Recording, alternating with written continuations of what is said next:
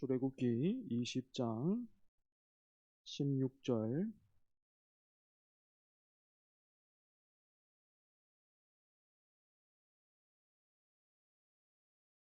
출애굽기 20장 16절 함께 읽습니다. 시작. 내 이웃에 대하여 거짓 증거하지 말라. 아멘. 한 절 더 찾겠습니다. 잠언 25장 18절입니다. 잠언 25장 18절. 잠언 25장 18절 같이 읽습니다. 시작. 자기의 이웃을 쳐서 거짓 증거하는 사람은 방망이요 칼이요 뾰족한 화살이니라. 아멘.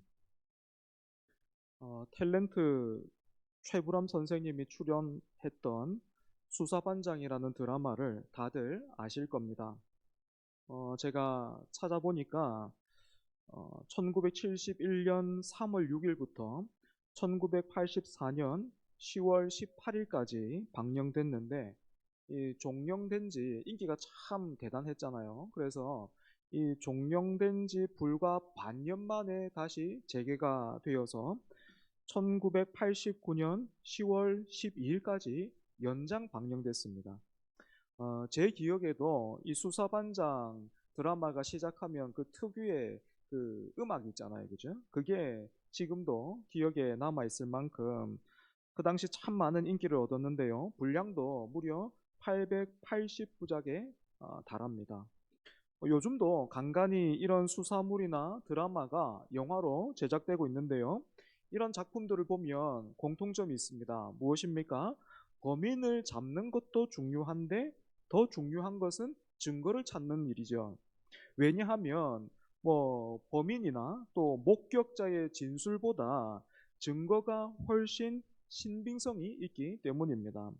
그렇다면 여러분, 지금은 CCTV나 최첨단 과학 기술로 인해서 증거를 우리가 찾을 수가 있고, 그 증거를 근거로 해서 죄를 물을 수 있게 되었지만, 이런 기술이 없었던 구약 시대에는 어떻게 죄를 다루고 또 어떻게 재판을 했습니까?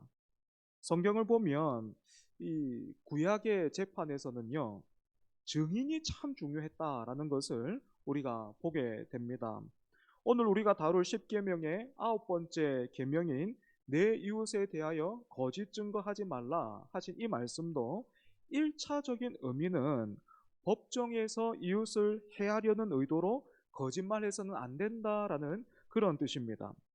지금은 재판을 법원에 있는 그 재판장에서 열고 있지만, 구약 시대에는 사람들이 많이 왕래하는 성문에서 재판을 했고, 재판장은 그 성읍의 그 가장 영장자라고 할 수 있는 장로들이나 또는 사사 또는 왕이 맡아서 했습니다. 구약 시대 이스라엘의 재판에는 사건을 수사하는 수사관도 없었고, 피의자의 입장을 옹호해주는 변호사도 없었습니다. 그래서 피의자의 유죄 여부는 전적으로 증인들의 말에 좌우되었습니다. 때문에 모세의 율법은 이 재판의 신중을 기하게 하기 위해서 이 사형 판결 같은 경우에는 반드시 두 사람 이상의 증언을 요구했습니다. 뿐만 아니라 이 위증의 벌도 굉장히 무거웠는데요. 거짓으로 증언한 사실이 만일에 발각이 되면 자기의 증언으로서 그 피의자에게 덮어 씌우려고 했던 처벌을 자기가 거짓 증언을 한 그 사람이 받도록 되어 있었습니다. 예를 들어서 거짓 증언으로 상대를 죽이려고 했다라는 사실이 밝혀지면 거짓 증언한 그 사람이 오히려 도리어 죽임을 당하게 되는 것입니다. 이와는 반대로 증언이 받아들여져서 그 사람에게 사형이 구형이 되면요, 증언을 한 사람이 제일 먼저 그 피의자에게 손을 대야만 했습니다. 무슨 말이냐면, 피의자에게 투석형, 그러니까 돌을 던져서 죽이는 어떤 그 투석형이 선고되면 제일 먼저 돌을 던져야 하는 사람이 누군가 하면 증언한 사람이에요. 예, 증언한 사람이 가장 손을 먼저 대야 했습니다. 많은 무리들 속에서 그 사람들에 섞여서 돌을 던지는 그것도 사실 그 쉬운 일이 아닐 텐데, 내가 먼저 돌을 들어 던져야 한다면 이건 굉장한 부담이 아닐 수가 없지요. 하지만 성경을 보면 이렇게 엄한 규정이 있음에도 불구하고 상대를 제거하기 위해서 이런 제도를 악용하는 일들이 있었습니다. 예를 들어 보면 아합이 나봇의 포도원을 빼앗은 그런 일입니다. 나봇은요, 이스라엘이라는 곳에서 조상 대대로 물려받은 포도원을 경작하고 있었습니다. 나봇이 조상으로부터 포도원을 물려받았다라는 말은 단순히 아버지 어머니로부터 그 포도원을 유산으로 받았다라는 그 의미 이상으로 이 포도원은 하나님께서 조상에게 주신 유업이었다라는 것을 뜻합니다. 그리고 이스라엘에서는 이런 유업은 함부로 개개인이 매매할 수가 없게 되어 있었죠. 그런데 이 나봇의 포도원 가까이에 아합과 이세벨의 별궁이 자리하고 있었어요. 아합이 별궁에 지내면서 어느 날 이렇게 보니까 나봇의 포도원이 눈에 들어왔고, 저 포도원을 우리 개역 개정에 보면 채소밭 이렇게 돼 있는데 아마도 정원을 만들고 싶어 했던 것 같습니다. 저기 가까이에 있는 저 포도원을 정원으로 만들면 참 좋겠다, 그런 마음이 들었던 거죠. 그래서 아합이 나봇에게 포도원을 자기에게 팔아라, 그렇게 제안을 해요. 뭐 돈으로 달라고 하면 돈을 줄 것이고, 아니면 더 나은 어떤 그런 땅, 포도원을 바꿔주겠다, 이렇게 제안을 했는데 나봇이 거절을 해요. 이 포도원은 그냥 포도원이 아니고 조상으로부터 그렇게 유업으로 받은 것이기 때문에 이건 함부로 팔 수가 없습니다, 이렇게 참 나봇도 많이 부담스러웠을 텐데 그 왕이 제안을 한 거니까요. 그 왕의 제안을 거절하는 건 개인적으로 참 힘들었을 텐데, 이 하나님으로부터 조상 때부터 받은 것이기 때문에 나봇이 팔 수 없습니다, 이렇게 거절을 했습니다. 그러자 아합이 어떻게 합니까? 돌아가서 자기 궁궐로 돌아가서 마치 욕심이 많은 아이처럼 막 끙끙 앓기 시작하지요. 이런 남편을 본 이세벨은 그 아합으로부터 자초지종을 다 들은 후에 이 이세벨이 나서서 일을 진행을 시키는데 어떻게 합니까? 바로 이 거짓 증인들을 동원해서 나봇을 죽여버립니다. 나봇이 왕과 하나님을 욕하는 것을 내가 들었다. 이 두 사람이 말을 딱 이렇게 맞춰서 이 나봇이 그만 그 성문에서 열린 그 부당한 재판의 희생양이 되어 버린 것입니다. 이뿐만 아니라 예수님 또한 거짓 증언에 의해서 로마 법정에 넘겨지셨어요. 대제사장 앞에서 예수님의 죄목이 무엇이었습니까? 바로 신성모독이죠. 겟셋마네 동산에서 예수님을 잡아온 대제사장들과 공회는 사실 이 예수님을 올가매지 못해서 막 어쩔 줄은 몰라 하고 있었습니다. 왜냐하면 저마다가 예수님을 향해서 이런저런 죄목으로 막 이렇게 고발을 하고 있는데 서로 이렇게 맞아떨어지는 게 하나도 없었기 때문이죠. 그런데 그때 말을 맞춘 두 사람이 나와서 저 예수가 하나님의 성전을 헐고 사흘 동안에 지을 수 있다, 그렇게 말했다, 이렇게 고발을 했습니다. 하지만 예수님이 정말로 하신 말씀은 요한복음을 통해서 볼 때 이렇게 말씀하셨습니다. 너희가 이 성전을 헐라 내가 사흘 동안에 일으키리라, 이렇게 말씀하셨어요. 때문에 나봇의 포도원 사건과 예수님이 받으신 재판을 통해서 우리가 보게 되는 것은 무엇입니까? 재판에서 2명 이상의 증인을 요구하는 모세의 율법을 권력자들이 반대 세력을 제거하기 위한 방법으로 종종 악용하기도 했다라는 것입니다. 지금까지의 내용을 정리해보면 9번째 계명의 기본 정신은요, 이웃을 보호하는 데 있습니다. 거짓 증거 때문에 이웃이 해를 받거나 억울한 죽음을 당하지 않도록 그렇게 하나님이 명령하신 거죠. 두 번째로 아홉 번째 계명은 법 질서 자체를 지키기 위해서 하나님이 명령하셨습니다. 거짓 증거는 한 개인의 목숨만이 아니라 사실 이 법 체계 전체를 위협하죠. 법 체계 전체를 이 질서를 위협합니다. 법을 이용해서 얼마든지 사람도 죽일 수 있다면 사람뿐만 아니라 그 법 제도 자체가 죽는 것입니다. 이런 사회에서는 법이 제대로 작동되지 않고 사람들에 의해서 이렇게 휘둘리는 사회에서는 당연히 뭐 도둑질이나 앞서 명령하신 살인죄 이런 것 제대로 다룰 수도 없게 될 것이고, 그렇게 되면 사회 제도 자체가 흔들리게 되는 것입니다. 때문에 택하신 백성들을 사랑하시고 복을 주시기를 원하시는 하나님은 이웃에 대하여 거짓 증거하지 말라 이렇게 명령하신 것입니다. 이처럼 아홉 번째 계명은 1차적으로 법적인 상황에서 적용되는 말씀임을 우리가 염두에 두고 이제는 일반적인 거짓말에 대해서 한번 생각해 보겠습니다. 기독교 윤리학에서 거짓말은요, 대체로 네 가지 유형으로 분류가 돼요. 첫 번째, 이웃에게 상해를 끼치는 거짓말. 두 번째, 유머의 거짓말. 세 번째, 예의의 거짓말. 네 번째, 불가피한 상황에서의 거짓말입니다. 먼저 이웃에게 상해를 끼치는 거짓말은 뭐 굳이 성경을 인용하지 않더라도 이론의 여지 없이 금해야 하는 일입니다. 당연히 우리 중에는 누구도 이웃을 해치려고 거짓말을 하는 사람은 없을 거예요. 그런데 여러분, 여기에 중상, 중상모략 할 때 그 중상도 여기 해당이 돼요. 중상이 무엇입니까? 네이버 사전에 따르면 근거 없는 말로 남을 헐뜯어 명예나 지위를 손상함 이렇게 돼 있어요.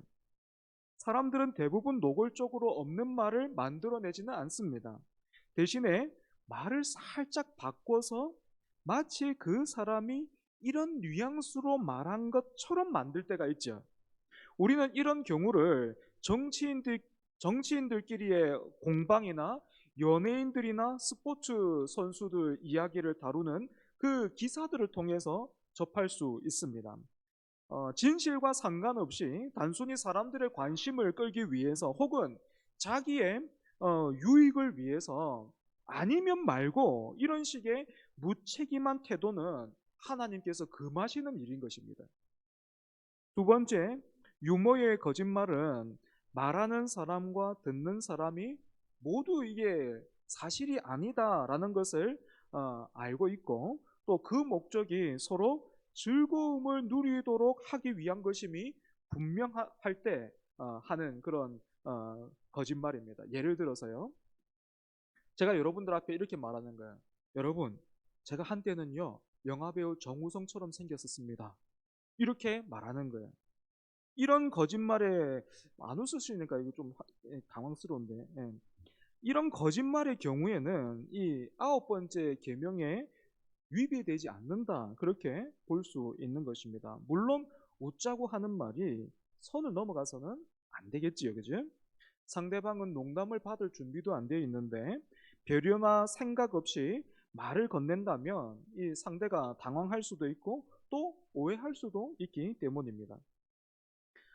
그렇기 때문에 믿는 성도는 가벼운 표현에 있어서도 우리의 말을 성경에서 또 하나님의 그 은혜의 셈에서 길어 올려서 내가 말을 해야 되겠다 이런 생각, 이런 노력을 가짐과 동시에 상대를 배려한 적절한 유머로 유쾌한 분위기와 관계를 유지해 갈 수 있어야 합니다.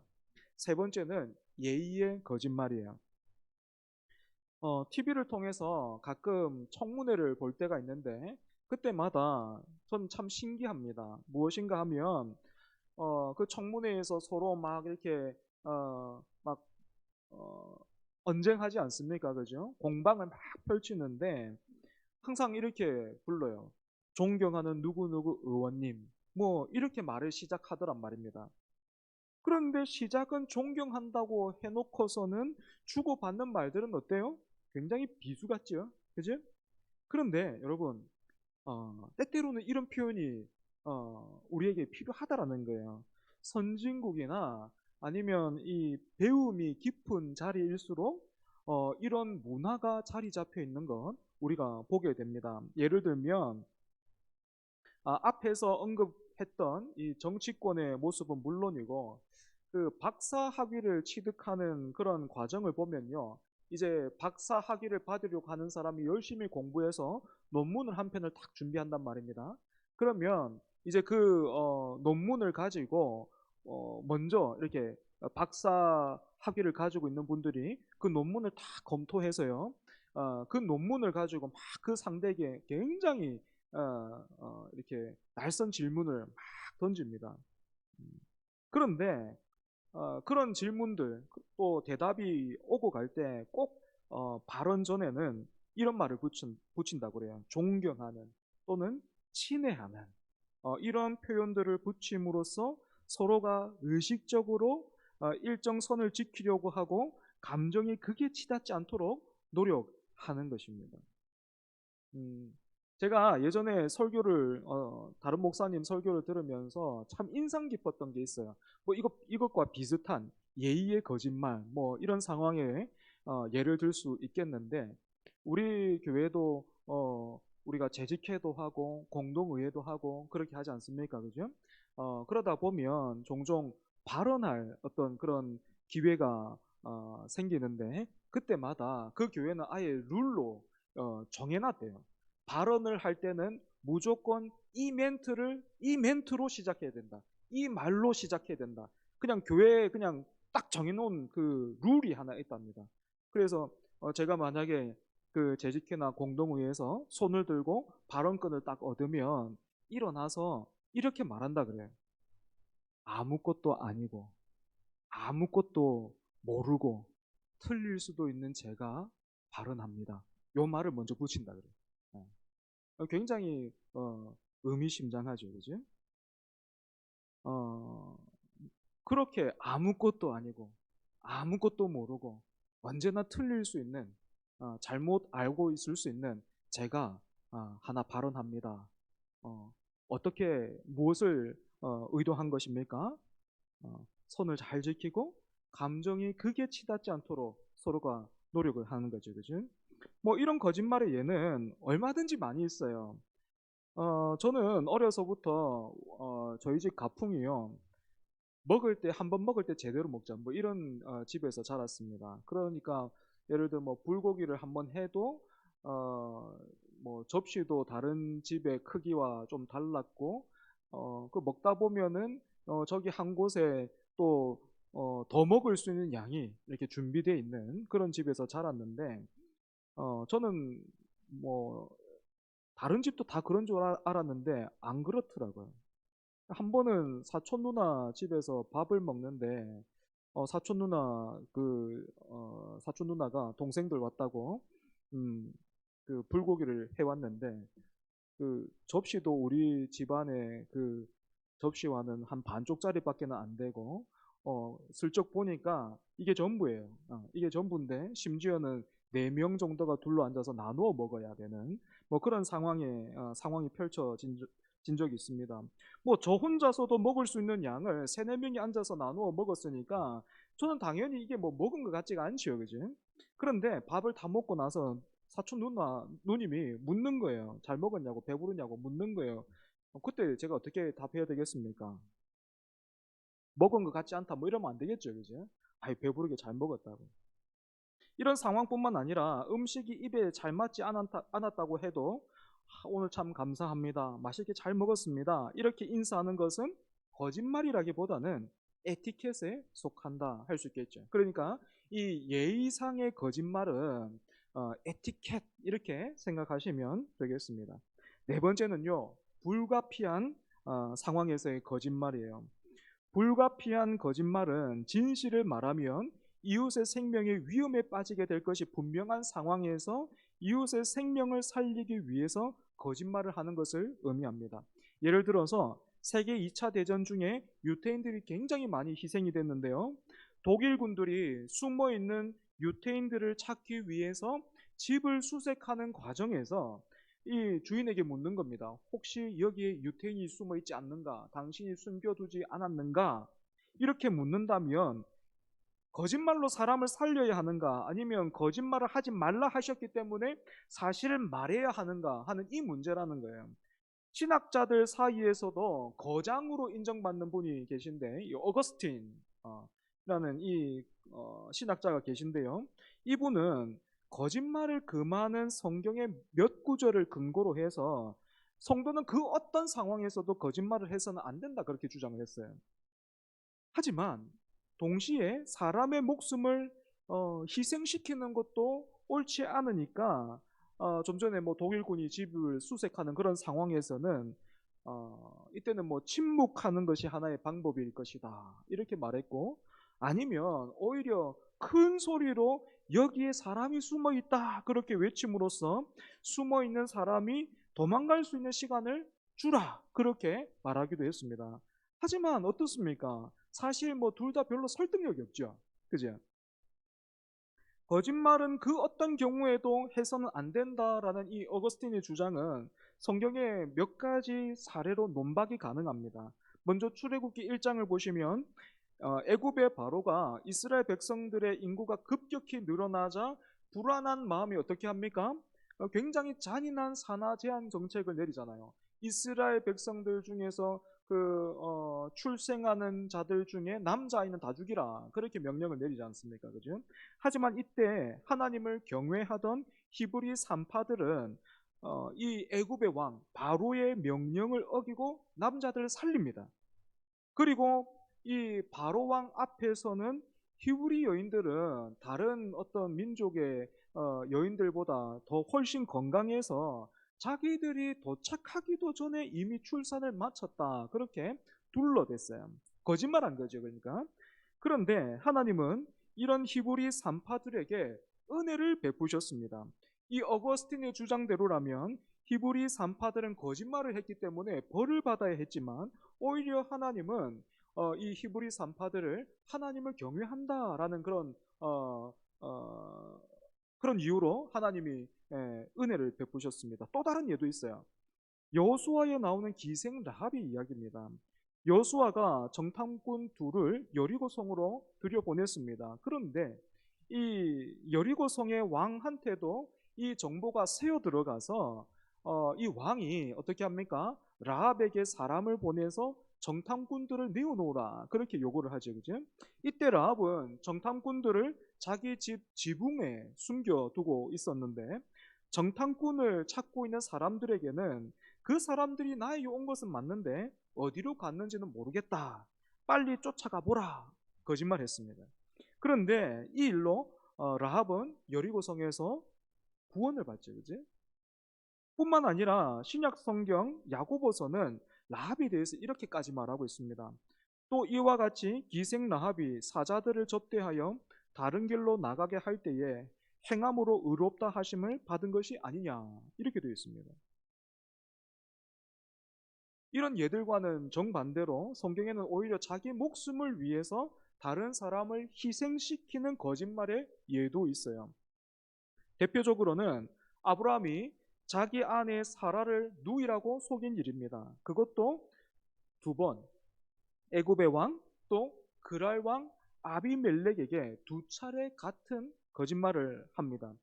그리고 이 아브라함뿐만 아니라 그 아들 이삭도 어떻습니까? 똑같은 거짓말을 해요. 이런 거짓말은 잘못됐다라는 것입니다. 말씀을 정리하겠습니다. 여러분, 십계명을 살피면서 이 하지 말라라는 이 명령을 볼 때는 어디까지 생각해야 한다 했습니까? 단순히 그 계명이 직접적으로 언급하는 행위만 안 하면 되겠구나 하는 것이 아니라, 그러면 적극적으로 해야 할 것은 무엇인가 하는 것까지 우리가 생각해야 한다 했습니다. 여러분, 십계명의 세 번째 계명은 하나님의 이름을 망령되이 부르지 말라 하신 거죠. 그죠? 하나님은 하나님의 이름과 명예를 굉장히 소중하고 귀하게 여기시는 것입니다. 그리고 하나님은 이웃에 대하여 거짓 증거하지 말라 하신 이 여덟 번째 계명을 통해서 하나님의 명예뿐만 아니라 이웃의 명예 또한 우리가 귀하게 여겨야 한다라고 하나님이 가르쳐 주고 계십니다. 내 옆에 사람에 대해서 함부로 말하고 중상모략을 일삼는 사람이 하나님의 명예를 귀하게 여기는 일은 불가능한 것이지. 때로는 이런 분들이 있습니다. 나는요, 사실만 말해요. 나는 팩트만 말해요. 이런 분들 계신데 여러분 가만히 한번 생각해 보십시오. 진실을 말하는 것과 사실 그대로 정확하고 바르게 말하는 것은 좀 다른 문제인 것 같아요. 어떤 경우에는요, 우리의 지식이 부족해서, 또 어떤 경우에는 우리가 잘못 보고 또 잘못 이해해서, 또 우리의 기억이 곧잘 왜곡되기도 하기 때문에 본의 아니게 사실을 말한다고 하지만 사실이 아닌 경우가 종종 있기 때문에 그렇습니다. 그러니 우리가 여러분 말을 할 때 어떻게 말을 해야 되겠습니까? 여러분 십계명의 정신을 다시 한번 기억하십시오. 십계명의 정신이 무엇입니까? 하나님 사랑, 이웃 사랑이잖아요. 그죠? 예. 이 기준으로 우리의 입술을 다스리고 또 우리의 말들을 돌아보는 저와 여러분 되기를 바랍니다. 기도하겠습니다.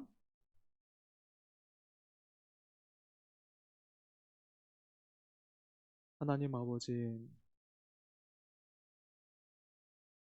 우리의 입술도 주님을 닮게 하여 주시옵소서.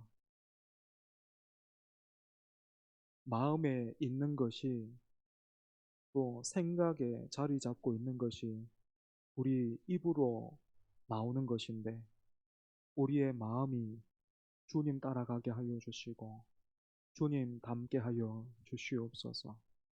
하나님, 언제든지 우리가 은혜 받기를 힘써서 하나님이 주시는 그 은혜의 샘물 뿐만 아니라 하나님의 말씀에서 우리의 말들을 길어 올릴 수 있게 하여 주시옵소서.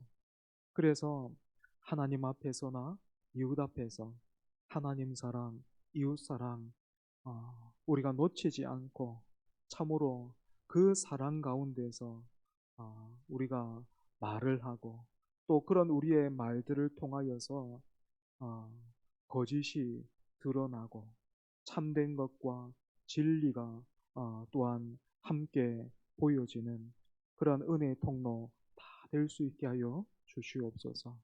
하나님, 우리를 깨워 주시옵소서. 자기의 유익이면, 자기에게 이익이 되는 것이면 적당하게 다른 사람들도 어느 정도 속이고 또 나는 사실만을 말한다 하지만 진실은 또 많이 왜곡되는 그런 말들을 통해서 우리가 의도하지 않은 그런 상황도 만들어지는 경우도 있는데 주님 우리를 긍휼히 여겨 주시옵소서. 하나님이 주시는 지혜로 잘 말할 수 있게 하여 주시고 어, 하나님이 말씀하시는 것처럼 그렇게 우리가 서로가 말을 주고받고 또 그 말들을 통하여 위로받고 격려하고 사람을 세우고 또한 공동체도 세우고 또 다음 세대도 세워나가는 우리 모두가 되게 하여 주시옵소서. 예수님 이름으로 기도합니다. 아멘.